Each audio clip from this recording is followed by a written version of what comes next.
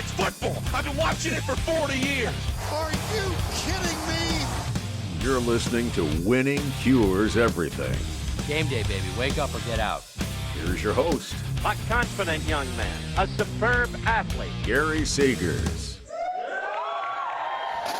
Yes, folks, we are back aboard here. Woof, woof for the third week in a row. Brand new edition of Three Dog Thursday on the Winning Cures Everything platforms, the YouTube page, as well as our podcast feed, etc. I am the somewhat capable host, TJ Rives. He's back. Hello, brother Powers, Jason Powers. As you see there on the screen of the Powers on Sports podcast, Jason also talks college football as well with the Florida Football Insiders college football themed podcast. Good to be back with you, my friend. We had a 3-2-1 week on the show, 1-1-1 for you. Good to have you back. Ready to roll up the sleeves here in mid-September and go after some more underdogs? Let's do it. I got heartbroken last week in Lawrence on the breakaway at the end, and then Iowa almost beat Iowa State outright, so I very easily could have been 3-0. Could have been, could have, should have, would have. That Conrady kid, 2 seasons in a row, kicks a 50-plus yard field goal to beat Iowa. He never has to buy a drink or a meal ever again in Ames, Iowa, beating the Hawkeyes twice, the same kicker. Kickers, baby.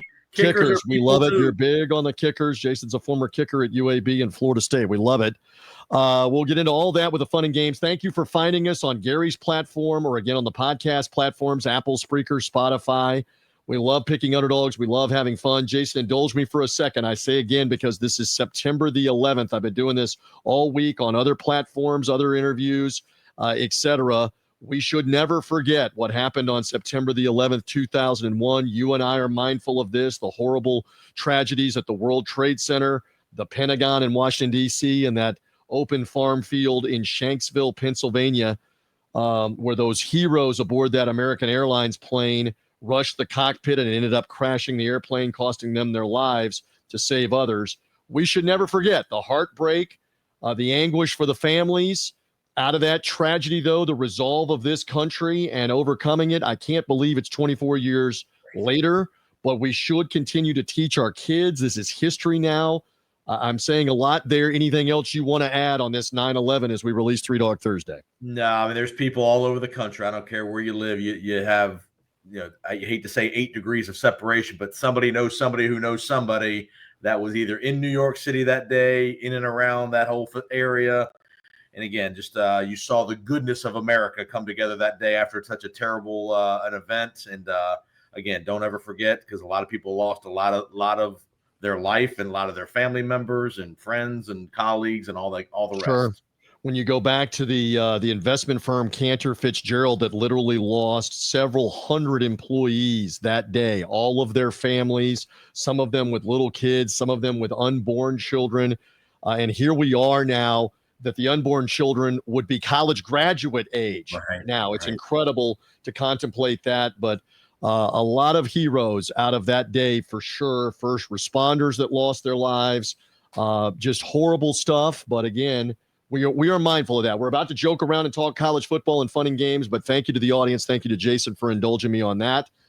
And again, I think we are ready to go. By the way, as I mentioned last week, we were 3-2-1 on the show. On Three Dog Thursday, 7-4-1 now on the year. So you're making money at this point, as we see there on the video screen here as part of Three Dog Thursday. So we're anxious to get underway with everything that's going to happen here on the program today, including all the underdogs. We're gonna crisscross the country. We'll go kind of chronologically here with the picks, but certainly if it's a big enough game, we're more than likely going to touch on it. Depending here. All we care about is underdogs, by the way, on this program. Gary's been letting us cohabitate the last couple of seasons. We hone in on the pooches. Normally the road team, certainly the less thought of team. In some cases, there are some home underdogs that we're going to talk about here today. But by and large, we love the doggies. We love the woof woof. That's what we're looking for here on the show. Shall we begin, Mr. Powers, here on the program? And let's begin with you and a Saturday game that will be interesting for game number 1. That is Iowa State, a team that we just touched on with the win over Iowa off of their Last-second victory over their hated rival, now traveling to Jonesboro, Arkansas to play Arkansas State, who was beaten pretty decisively by the in-state powerhouse Arkansas last week. The line is 20 that we see everywhere for Three Dog Thursday purposes. Again, I say to the audience, if the line goes up or down after Thursday, we've got no control over that. The number is the number as we release the show. All right, what drew you to Arkansas State against Rocco Becht and the suddenly surging Iowa State Cyclones having to play here on the road? Yeah, a couple things. One, I don't know how many Iowa State kids know where Jonesboro, Arkansas is, having to play the Sun Belt in a road game. I'd be curious to know when they're getting on that plane tomorrow in Ames if they know where Jonesboro, Arkansas is. So I have been there, by the way. I don't know about you, but I have been there to Jonesboro, about 90 minutes to, depending on how fast you drive, west of Memphis. Not the easiest place to get to, and that's a hostile place to play, to your point. Continue on. I would hear a couple things to be aware of with Iowa State. They've played two very emotional games already this year in Ireland, where they beat Kansas State late. And then last week, obviously, the huge rivalry game in the state of Iowa where they kicked the game winner in the Cyhawk and win the Cyhawk. I just think this is a spot here for Arkansas State coming off the emotional win last week in Iowa versus Iowa, the Hawkeyes. Right. Having to get on a plane and go to a Sun Belt team who we've seen these Sun Belt teams over the years pull these kind of upsets. Do I think Arkansas State's going to win the game outright? I maybe don't think that because I think Rocco Becht always finds a way at the end. Here's another thing with Iowa State. They don't blow a lot of people out. They win a lot of close games. They keep the game close. Their offense is decent. It ain't great, but it's good enough, and Rocco's kind of the difference maker when they need it. Remember this name, Jalen Rayner, quarterback for Arkansas State, threw for 345 yards, 3 touchdowns in week 1. They were overmatched last week at Fayetteville, but he had a decent game. He threw for a couple scores, was the leading rusher.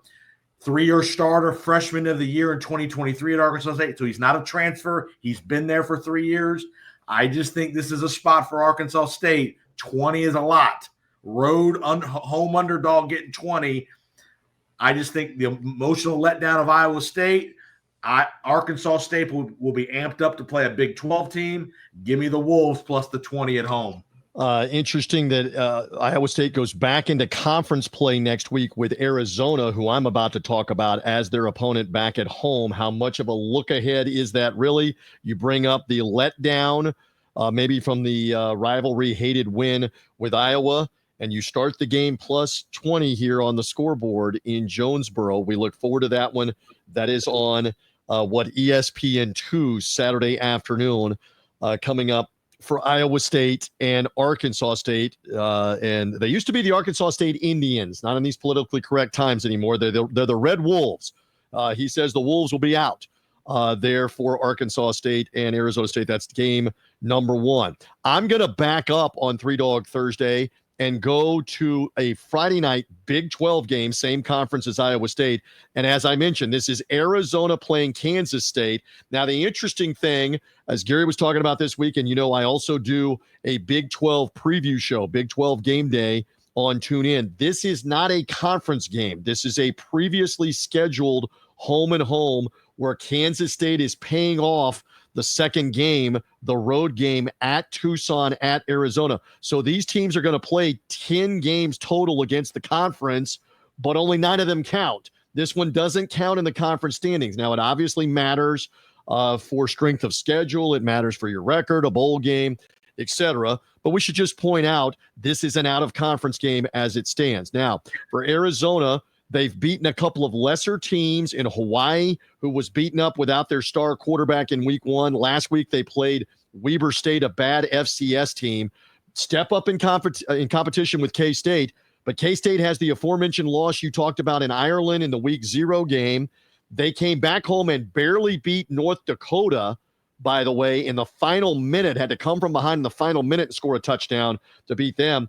And then last week, Army just absolutely suffocated them with their defense, wore out the K-State defense with long drives, time of possession, wore them down, scored 2 touchdowns on 2 long drives, and upset K-State in Manhattan to drop them to 1-2. You got any quick thoughts here on Arizona and K-State? I obviously like the Wildcats on a Friday night. You like them to win outright, obviously, too. They're only getting 1.5, so you think they're going to win the game, it sounds like to me. Yes. This will be the second time we've had kind of a 2 conference teams playing, but it doesn't count. Remember last week it was Virginia and NC State, the same boat. That game didn't count either. Right. But traditional ACC teams, but let's call it a non-conference game. Okay, whatever. And this game is in Manhattan, correct? This game is at Arizona. This game is Tucson. In Tucson. And the interesting thing is, we've talked about this before. When this game opened, K-State was the short 1-point favorite, and initial money came in right away on Kansas State, which flipped the line around now to Arizona being a 1.5 favorite. Now, it may be that this backs down again to like a half point or even after 3-Dog Thursday. Doesn't matter. I'm taking them as the short underdog. I kind of go again here with the philosophy of why would K-State be favored on the road when they haven't looked good in any of the 3 games, especially in the second half of any of the 3 games on the road at Tucson. Any final thought here on a Friday night game at Arizona's stadium in Tucson? Anything else on the Wildcats against the Wildcats here, Arizona and K-State? It would be a big blow to Kansas State. They go to 1-3. A lot of people thought they'd be in contention in the Big 12. Obviously, the quarterback, Avery Williams is the name, I believe. Avery Johnson, correct. Yeah. You know, a lot of expectations at the beginning of the year. They lose the tough game in Ireland again. Arizona's a feisty little team. They got the Favada, what's the kid? Fafita, Noah Fafita, yep. Correct. Yep, he's there, and they like to throw it around a little bit. But, yeah, Tucson has pulled some upsets over the years. And, again, building program back to where they were at one point under Jed Fish.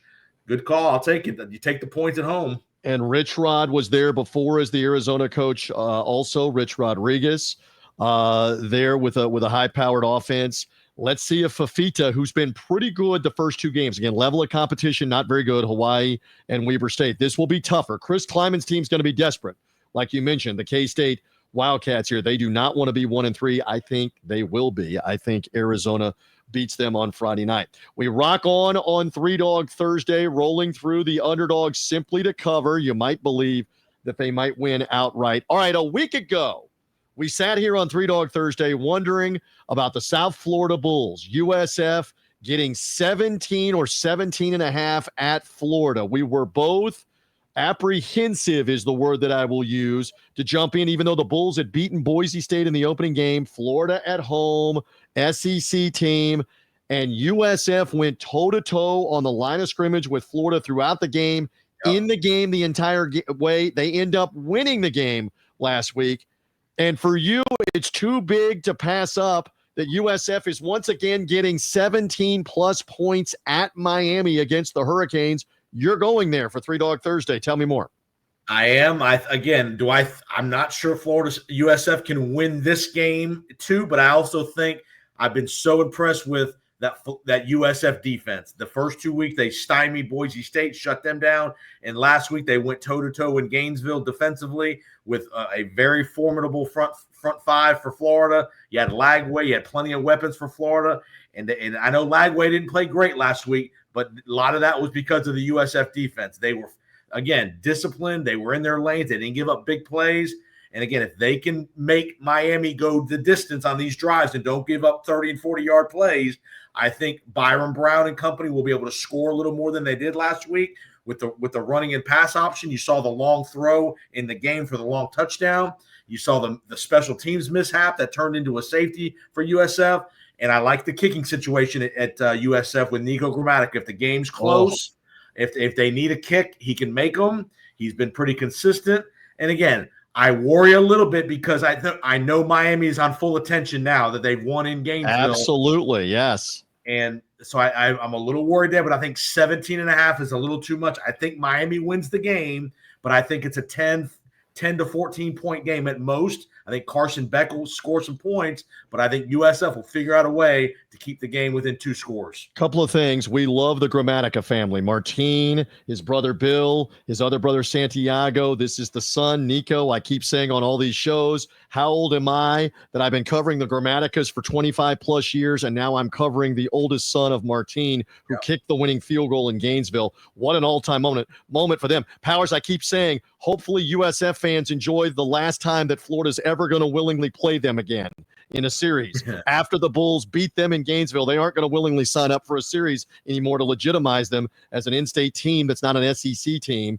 So give USF credit in that regard. The only thing that gives me a little pause, follow up on this, they played a year ago, and I know last year is last year. Fairly close game in the first half, but then Miami absolutely blitzed them in the second half physically, and the game became like 50-15 in the end. One other nugget, not all of this is Mario Cristobal. Some of it's Manny Diaz, but and I think even Mark Richt, the last 4 meetings, Miami has won straight up and covered all 4 against USF for whatever that's worth. Again, Alex Golish wasn't the coach for all 4 of those for USF. But what about, I mean, a year ago, Golish was the coach, Cristobal was the coach, different teams to an extent. But does that concern you in the least that Miami wore them down and blew them out? A little bit, because we saw what Miami did to Notre Dame in the trenches. They were very good in the trenches in week 1. Again, I do worry a little bit about, I think Carson Beck's better than Lagway, so I think he'll play well. But again, USF's defense has been really good these last 2 weeks, especially the boys in the Florida game. They've been not getting gashed on these huge chunk plays. Again, can Mario screw it up in game? Absolutely. We've seen him do that. Again, I think Miami's going to win the game, but I think USF, they didn't come out of that Florida game. They didn't lose 2 and 3 guys to injury. From everything I've heard, they're fairly healthy from that perspective. I think Byron Brown, again, if Golish is not reckless, I liked last week. He played to his defense. He wasn't going for it on 4th down all the time. He punted when he needed to punt, played field position. If he'll do that again and not be reckless, I think Florida USF will stay within the 17 and a half. I can tell you this: she's been smiling all week. Mrs. Rives is a bull. Let's see what they can do in Miami. This is on the CW network, by the way. Are you serious? Not on ESPN, not on the ACC network. The CW network gets select ACC games down the rung. This one's on the CW network. Find it. Check the local listing. Jason says, give me the USF Bulls out of Tampa, down in Miami, down in South Florida. They have won before in South Florida. I believe that was Skip Holtz against Randy Shannon. The Bulls have now beaten Florida State at Florida State, followed by beating Miami at Miami in program history, and now Florida at Florida. There's something to be said for that. For example, UCF does not have a win in any of those stadiums, even though UCF's had a ton of success, had an unbeaten season, etc. Something that USF fans can kind of stick their chin out about. And real quick, again, if USF were to win this game, TJ, they'd be top 5 in the country. You'd have to put them top 5. You have to put them top 10 at least. And in these polls, again, these voters, it's crazy while we talk about USF. But if they get a win against Boise State that was either 24 or 25 in the polls, followed by a win over Florida that was they were 17, I think, in one poll. Miami is now top 10. How do you not put them in the top 10? They got to be there. And now they're the lead team for the group of 5 entry into the college football playoff. Yep. It would be control your own destiny at that point. Man, for Alex Golish's program, if they can get that. All right, let's continue here. I've got a second underdog for you right around the same time that game's going on in Miami. It is the 108th Backyard Brawl with West Virginia and Pitt. Did we or did we not sit on 3 Dog Thursday and warn everybody, be careful about West Virginia at Ohio on upset alert? Why in the world did they agree to go play a MAC school on campus early in the year at their place? Just stupid administration when you don't have to do that. If you're a Big 12 school or a power conference, they elected to do that. And Rich Rod's team had a couple of injuries in the game. They didn't run it nearly as well as their opening game, and Ohio beat them. All right, now we go to Pitt that's gotten a couple of wins. Pat Narduzzi has done a bunch of talking this week about how West Virginia doesn't want to play them anymore in the series, about how they came back last year and beat the Mountaineers in Pittsburgh in the final minute. Again, Rich Rod's a new coach with a new staff and a bunch of new players. I don't know what that means. But he knows that rivalry. He knows that rivalry. He does, Narduzzi's won a couple of games against West Virginia. Backyard Brawl in Morgantown. Do you want a couple of numbers here off of this game? Pitt, by the way, is 0-3 in their last 3 trips straight up into Morgantown, and a couple of those are Narduzzi. They're 1-2 against the number in those last 3 trips into Morgantown here. Something says to me West Virginia is ready to potentially win this game. Obviously, I just want them to hang in as they get 6.5 points here for this matchup. What are your thoughts here on the Backyard Brawl as Rich Rodriguez? He had some success and won a couple of games against Pitt when they were both in the old Big East back in the 2000s before Pitt took off to the ACC. Now West Virginia ends up in the Big 12. Any thought on the Backyard Brawl?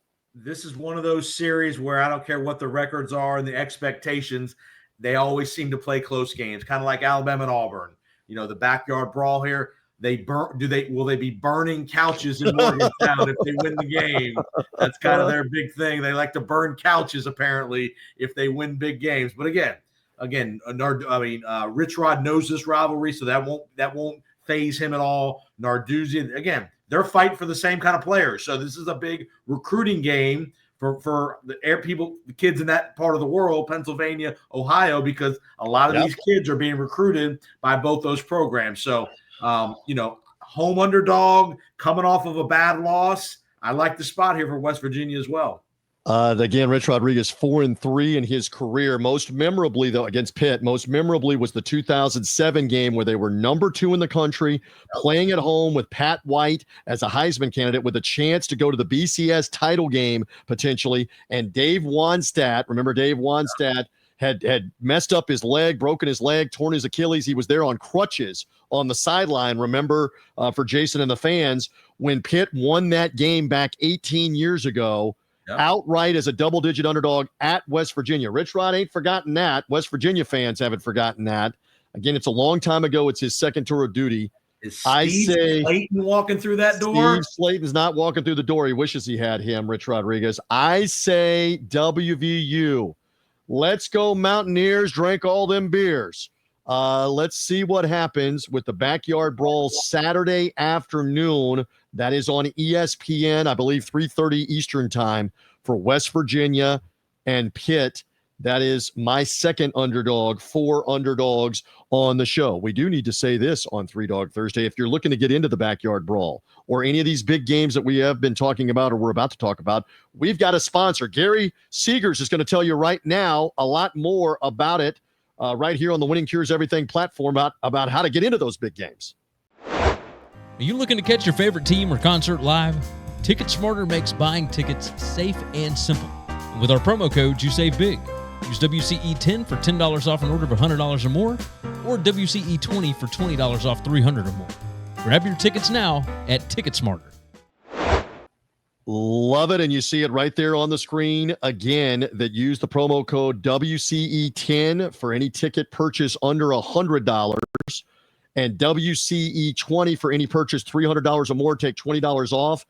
Again, for a lower level seat, the better seats in Milan Pusker Stadium, if you were getting a pair of seats, you're not going to get away for under $300, I don't think, for the Backyard Brawl. Good luck. Use our promo code. Use it as much as you want. And, Jason, we keep saying this. It's good for anything. That includes the NFL, right? The baseball postseason. Georgia, Florida, LSU. Yes. Any of these games. We're going to talk about Notre Dame, Texas A&M, and South Bend. Use the code as much as you want. The NFL, that Chiefs-Eagles game, Super Bowl rematch coming up this weekend, Major League Baseball, October postseason, concerts, any of it.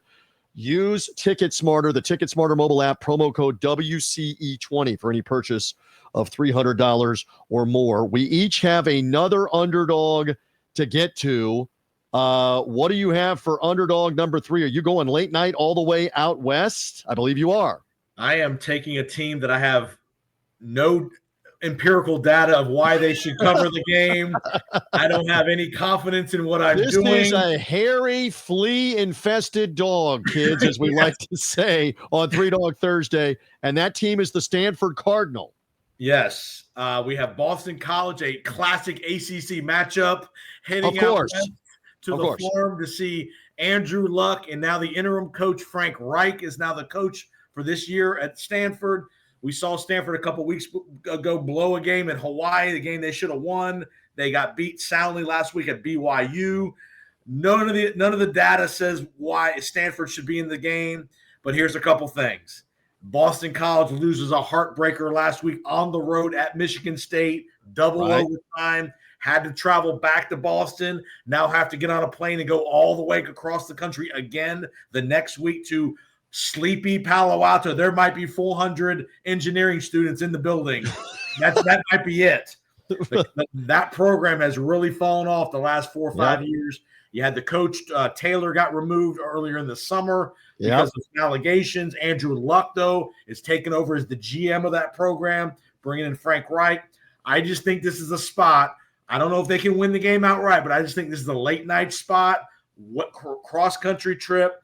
Give me Stanford in the 12.5 to keep it close. Well, they were able to run the ball against Hawaii, and Hawaii's not that good. And then they could not do much with Brigham Young in a hostile place to play. And BYU's much better than Boston College. And again, BC and Michigan State went toe-to-toe deep into the night in East Lansing into double overtime when Michigan State won it with a touchdown and a 2-point conversion to win 42-40 after they had stopped Boston College's 2-point conversion at the beginning of double overtime.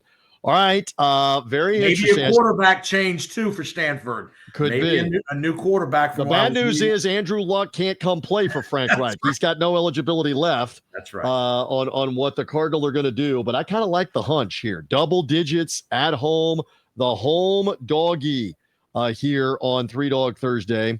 We love that. So Jason says, give me that AC. It's still bizarre to say ACC matchup, Stanford and Boston College, but that is what it is on 3 Dog Thursday. And also bizarre is the one that I'm about to talk about. Earlier in the afternoon, we got another Western team coming all the way to the Midwest, and that is USC to play Purdue on CBS. Jason, did I not sit here last week and talk up the CBS road opponent, Oklahoma State, at Oregon? And I kept talking about the 30 points and about how Gundy's never been a 30-point underdog, at least recently. Too many points. They had the number covered in the middle of the second quarter, Oregon, on the CBS Big Ten game with a Western team, Oregon at home. That was me last week, right? Confirmed. That was me talking that up. It was not good. How about Mike Gundy in the halftime interview? Did we talk about this? Mike Gundy standing there at the half on CBS on live TV with like a blank look on his face. And in all seriousness, while down 41-3, he says, we need to put a drive together. He says, and I quote, we need to establish the run. Establish the run. You're down 41-3. The only thing you want to establish with the run is to run the clock more and get out of there. It almost seemed like he doesn't care anymore. He has a case of the don't cares at Oklahoma State. Maybe he still does some, but it didn't look like it last Saturday. All right, now I come back to this game. Southern Cal comes all the way to the Central Time Zone to play Purdue. Barry Odom is the new coach at Purdue, and they've won a couple of games against lesser competition the first couple of weeks. USC, a blowout win over Georgia Southern last week. They've got a high-powered offense as normal with Lincoln Riley. A couple of interesting things, though, about this game with Purdue. One of them is that USC has not been very good in their first true road game. In fact, in their first true road game in the last 10 tries, they're only 3-7 ATS. Southern Cal, some of this is Lincoln Riley. Southern Cal only 3-7 against the number, Jason and audience, in their last 10 true road games. How about let's go next level. In their last 11 road games out of the Pacific time zone, that means not playing old Pac-12 opponents, not playing Oregon, Washington, not playing UCLA, not playing in the Pacific time zone. When they go on the road at least one time zone over, and here they are 2 time zones over, USC just 2-9 on the road, ATS 2-9. I don't think Purdue wins the game, but I think this is closer than 20 points. Care to talk me off the ledge on 3 Dog Thursday, Trojans at Purdue? No, I was very close to taking that. You and I were talking earlier in the day. I was thinking of taking that. And here's one more little nostalgia. It's not going to probably matter on the field, but Danielson, the CBS in the booth, went to Purdue. Yes. He's retiring. Yes. So this is probably his last visit to Purdue on the air as part of this whole the CBS broadcast. So just a little one more little nugget there for the CBS crew when you're watching over the weekend. Danielson will have a vested interest in this game, but I'm with you. And Odom is a defensive guy, so he's typically a defensive coach. So I would surmise he'd be able to keep this game close. You would think. At least.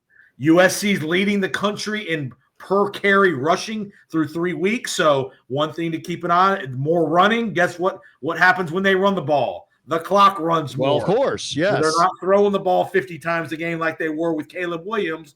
They're running the ball more, so I could definitely see a couple less possessions. In Purdue, if you make a couple stops, or if you can at least get to 20 offensively. If they can score 20, I think you're going to be good to go in this game. I don't know if USC is going to score 40, but if Purdue can score 20, I think you're golden. I like that. Golden, also one of the colors there, the gold and the black. I just looked at this because CBS in week 2 last year had Notre Dame and Purdue, and it was a 66-7 game against, and it's part of why the previous coaching staff got fired a year ago. So Barry Odom now in there.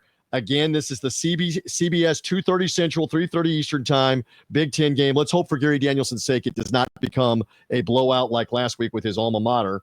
They were into the blowout material 45 minutes into the game last week for Oregon and Oklahoma State. They deserve a better game here with Purdue and SC. Any final thought on this? Give you a little nugget too. Powers on Sports podcast this week. I'm going to have David Moulton. Who's David Moulton? David Moulton works with Danielson and Nestler as part of the broadcast on CBS in the booth. And he's also on the Monday night broadcast with Aikman and Buck. So we talk about just all those things that go into the broadcast. So check out Powers on Sports. David Moulton, who's a wide-ranging media guy that's worked with Danielson for 20 years now with Danielson at CBS. Love it. So again, Powers on Sports, wherever you get podcasts. And while we're here, while we're doing all of this, let me show you my savvy, because you can also find the Florida Football Insiders podcast as well. Everything Florida college football. What an upset for USF over Florida, whether you're talking about the USF matchup with Miami, UCF in the Big 12, Florida State off to the great start, anything Florida college football, Florida Football Insiders, as we say on the screen for the video audience, wherever you get your podcasts. Go find Jason and Florida Football Insiders with the podcast.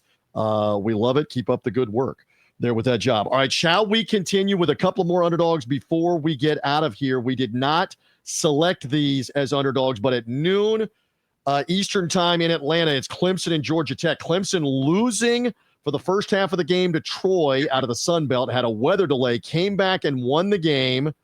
They're playing now in Atlanta in the ACC opener. Clemson, a short favorite. Any quick thought on Clemson, Georgia Tech? We saw Georgia Tech beat Colorado a couple weeks ago on that Thursday night to open the year. And Tech is a gritty, gutty team. I like this coach, Brent Key. Haynes King has been there. They run. They're aggressive. They're hard-nosed. Be careful here, Clemson. Klubnik has not played great so far. Nope. Be careful here. Georgia Tech, the win at Colorado week 1. Haynes King was hurt at the end of that game, didn't play last week. They saved him up for this week and the matchup against Clemson, and that's an early game on ESPN at noon Eastern time in Atlanta. This could be a tiebreaker situation to get to the ACC title game, the winner of this game, because remember, Miami doesn't play either one of these teams, for example. So this could be a nugget. Got a nugget. Dabo is 9-0 in the last 9 meetings. Not all of those against Brent Key. Obviously, he's only been there a couple years. 9-0 straight up against Georgia Tech. 7-1 in the ATS. 7-1-1 in the ATS in those 9 games. So let's see what that's worth for Clemson, Georgia Tech. Up the road, up I-75 in Knoxville from Atlanta. That's Georgia and Tennessee on ESPN. Georgia was kind of in another game that had a weather delay of about 90 minutes with Austin Peay. They beat them, but they only beat them 28-3. They didn't put 50 points on the board. Tennessee has looked outstanding offensively the first 2 games. This is Tennessee at home. Does it surprise you that this is not more of a pick 'em or maybe Tennessee favored on 3-Dog Thursday, Georgia a 3.5-point favorite. That surprised me a little bit, but it didn't surprise me enough to want to take Tennessee. Your thoughts, Jason? I think Gunnar Stockton has been underwhelming so far, and that offense has not been great. I think Georgia's defense is going to be fine. But again, Joey Aguilar has overperformed to what we thought. We weren't sure if he was even going to win the job at Tennessee. By the way, are they happy now that they no longer have Nico and they have Aguilar at less money? And seems like he's a play. Nico Iamaleava taking less money to now take another loss last week with UNLV. We had that on 3-Dog Thursday on the program last week. But yeah, Tennessee hasn't missed a beat with Aguilar, to your point. Yeah, I just think this will be a hard-fought game. I think Tennessee will be in the game. Their defense is usually pretty good.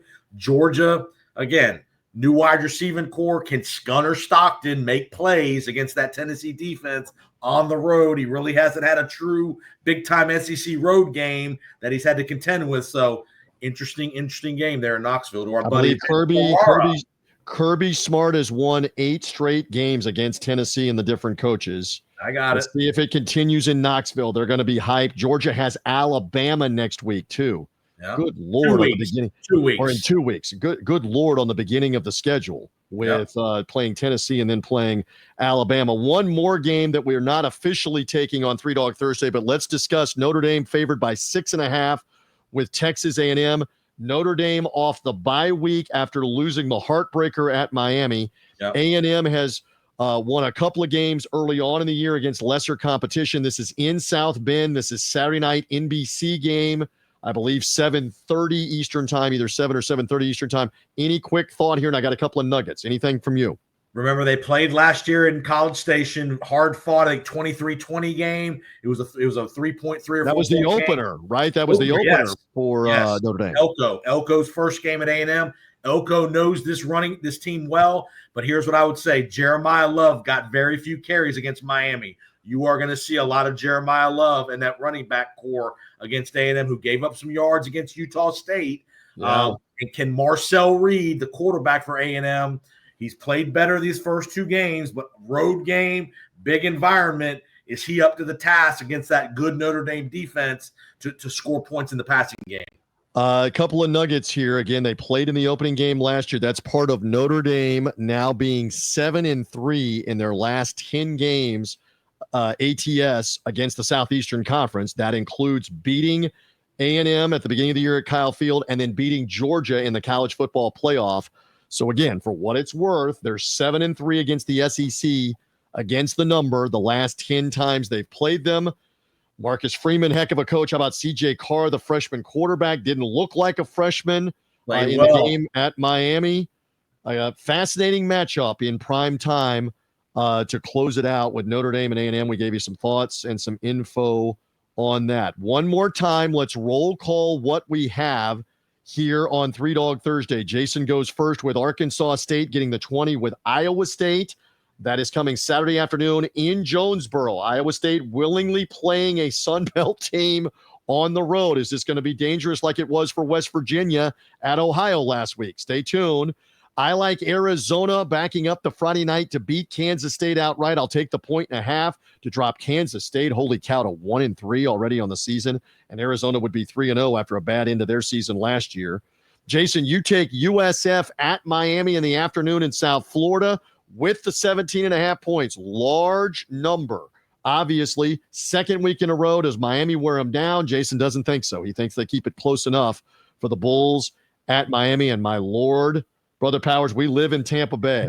Quick comment. If USF wins this game, it's not unprecedented. In the 2007 season, Jim Leavitt's Bulls with Matt Grothe at quarterback, there's a name, knocked off Auburn at Auburn, who was a top 15 team, beat Rich Rod in West Virginia in that 07 season, which was West Virginia's only loss going into the very end of the year with the Backyard Brawl. West Virginia was in the top 10. They later beat Butch Davis and North Carolina. North Carolina wasn't ranked, I don't think, but USF got all the way up to number 2 in the country with those wins. So it would not be unheard of for South Florida to get into the top 10, if not the top 5. They win this game, they got to be a top 10 team one more time. Absolutely. There's no doubt about it. They've had the hardest first 3-game schedule in America, and they're 2-0 and have a chance to be 3-0. And again, there'll be some South Florida people there in the building at Hard Rock, so there'll be plenty of people making the drive from Tampa down there, about a 4-hour drive. Be careful, Miami. Again, Miami's got the better team, I think, but South Florida has shown in the trenches, importantly, they can hold up. All right, and the final games we're taking, I've got West Virginia in the Backyard Brawl getting the 6.5 with Pitt. That one Saturday afternoon in Morgantown. Jason goes Saturday night in Palo Alto, the wine and cheese crowd. Will there be 5,000 people at this game with Boston College? Jason doesn't care. He cares about Stanford keeping it close, plus 12.5 in that matchup. And we will wrap with one final underdog from me. That's Purdue Saturday afternoon in West Lafayette getting 20 with USC. Just hang in there. Barry Odom and the Boilermakers hang in there with Southern Cal. I again repeat, they've not been great in their road opening games against the number. They haven't been great outside the Pacific time zone when playing road games. Let's see if that works in Purdue's favor for Saturday afternoon. Any final thoughts from you, my friend, as we close things out on Three Dog Thursday? Anything we've left out or otherwise? A game I know we considered, both of us thought about, but didn't end up taking it. Florida better come to play Saturday night in LSU, because if they get beat soundly this week on the road at LSU and next week at Miami soundly, Billy going into a bye week, there could be some big problems in Gainesville with Billy Napier. This is the kind of game, though, where they keep it close. They hang in. They beat LSU a year ago, but let's see, because LSU is riding high off the win over Clemson to begin the year. They didn't play very well, LSU, last week, relatively, against bad competition. And again, that game is coming up on Saturday night in Death Valley. Let's see what happens with LSU and Florida in that matchup. Again, follow him at JPO Sports, the Powers on Sports podcast. And again, one more time as well, find the Florida Football Insiders podcast wherever you get podcasts. Find Florida Football Insiders. Jason's got great stuff every week with his guests, etc., talking Florida, Florida State, Miami, USF, UCF, all the Florida college football teams on Florida Football Insiders. We plug for that one more time. Publicly, again, thank you, Gary Seegers, for letting us hang out. We sleep on the sofa every week, as I like to say, on Three Dog Thursday on the Winning Cures Everything platform. Jason, good luck with your underdogs. Have a blast this week. Thank you for being here with me again, brother. One more time. Let's go. Let's go get it with the underdogs. We thank you for watching. Leave us comments down below if you agree or disagree. We love the interaction. It helps everything in the algorithm. Comment down below. Hit the like button. You've been watching, and thank you for listening on the podcast feed to Three Dog Thursday. Bye. Thanks for listening to Winning Cures Everything. Subscribe, leave a review or comment, follow at Gary WCE on X, and check out the web store,